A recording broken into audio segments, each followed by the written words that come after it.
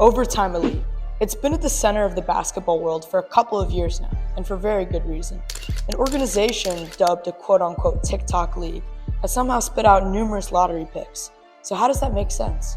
We invite you to join us in an odyssey to the depths of Overtime Elite, exploring its structure, distinctions from traditional college basketball, unique playstyle, and role in NBA recruitment.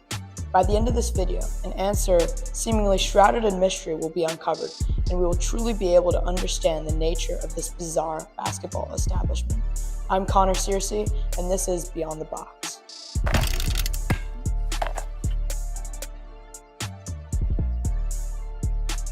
Overtime Elite actually started as a social media company, not a league. It was founded in 2016 by Dan Porter and Zach Weiner as a digital media company focused on purely basketball highlights.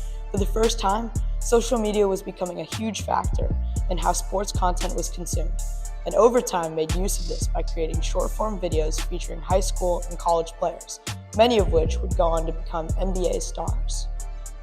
The company quickly built a massive following on programs like Instagram, YouTube, and TikTok, and began to change not only how fans consumed basketball, but also how these young players gained exposure.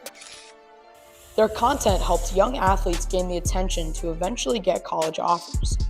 But the company's founders realized that traditional pathways to professional basketball simply didn't work for everyone. Some players needed different routes that allowed them to focus on development, receive money, and still prepare for the next level. This led to a decision. Overtime would go beyond sports media and create its own basketball league. In 2021, Overtime officially launched Overtime Elite, a professional league designed for high school age players. Unlike traditional prep basketball, Overtime Elite provide athletes with salaries starting at $100,000 per year, world-class coaching, and an NBA-style training environment, all while also receiving an education to ensure that their academic needs were met while they trained for their professional careers. Today, OTE actually offers two distinct tracks for players. The first is a professional track, which pays players, but requires forfeiting NCAA eligibility, which is good for athletes willing to make an early club commitment, similar to European developmental basketball, allowing them to develop within a professional context and position themselves in front of scouts at the highest level. The scholarship track lets players remain in college and receive education support so that they can still participate in elite level training, but the opportunity for higher education will remain intact. Players will only get 3.5 hours of education per school day though, according to the OTE website. OTE uses virtual high school specifically tailored to the needs of their student athletes without interfering with their busy training schedule to make the most out of the education time. OTE trains players off the court too, focusing on developing life skills such as financial literacy and media training for their professional careers, which the average high school would never receive. The league has its own top-of-the-line arena in Atlanta, featuring NBA-sized practice courts and high-class training facilities.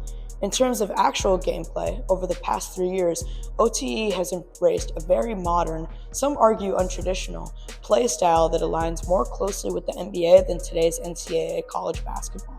With 29.4% of their possessions coming in transition, 9% higher than the NBA and nearly double that of the NCAA, OTE emphasizes speed, athleticism, and quick decision-making to generate offense.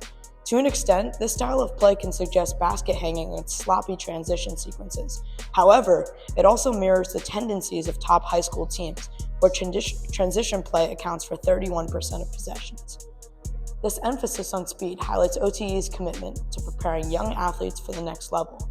For example, the Thompson twins, raised by NBA players and LeBron James himself for the athleticism they have gained from the program, have brought a reputable name to the upcoming league with loads of potential. Kate Cunningham said it best. He said, they different. They ain't like the rest of us, and those two guys, man, they're just pure athleticism. They love the game, and you love to see that. Additionally, OTE's reliance on pick-and-roll ball handlers and spot-up attacks further reflects NBA trends, making it an ideal developmental league for prospects aiming to adjust seamlessly to professional basketball. An underlying downside of OTE's strength training is the lack of progression the average player will make. Yes, he has access to daily practices and workouts, and the incredible coaching staff and facilities, but during the game, they will end up on the bench for the majority, if not the entirety of the game, ultimately hurting their development at the next level. At the end of the day, OTE is often just a place where top-ranked high schoolers can get highlights and recognition from college coaches, hurting the less acclaimed players trying to put their names out there. Even so, unlike traditional high school or college programs, OTE offers a year-round focus on player growth, including personalized training, film study, and access to sports science resources. Additionally, the program at a competition level challenges players against top-tier talent, accelerating their readiness for higher levels of play. With a strong emphasis on development, OTE equips its athletes with the tools needed to transition smoothly into professional basketball. While these are very beneficial to the top-of-the-line high school basketball players, there are a few downsides in the NBA draft where the stigma still exists that players who go directly from OTE to the NBA are less developed. With the new pathway from OTE into college, that view is kind of disappearing. I mean, we've seen it for years in Europe. High school players, the likes of Luka Doncic and Giannis, play for professional teams across the pond before dominating in the NBA. Overtime took an already effective practice and developed a fast lane when compared to the traditional American path to the NBA, a street from high school to college to the pros. Recently, there's a growing trend of OTE athletes committing to NCAA programs. During the National Signing Day ceremony in November of 2023, several OTE players signed national letters of intent with prominent colleges. OTE has recognized and capitalized on the fact that college and G League Ignite have yet to tap into exposure is currency in the basketball world. And so the more eyes that are on a player, the better their shot is at going pro. Gone are the days where you have to wait for March Madness to make a name, because OTE players can be seen on screens anywhere, all the time. Their highlights are all over social media. Their games are streamed for fans and scouts, and as a result, their names are echoed in the NBA front offices more than any other college player. A media empire has been built around these players so that they can get the recognition that they need to be selected. NBA teams are invested because they understand that when players can train like pros, play like pros, and conduct themselves like pros, they can seamlessly transition to the next level. College basketball still holds sway, don't get me wrong, but it's no longer the only path to pro.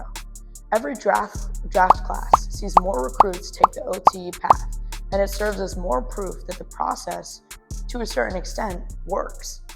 Some might try to hold on to the tradition and opt for college, but the results from OTE speak loud. The next lottery pick is already in an OTE gym, putting in the work and waiting for draft night. Some questions still remain though.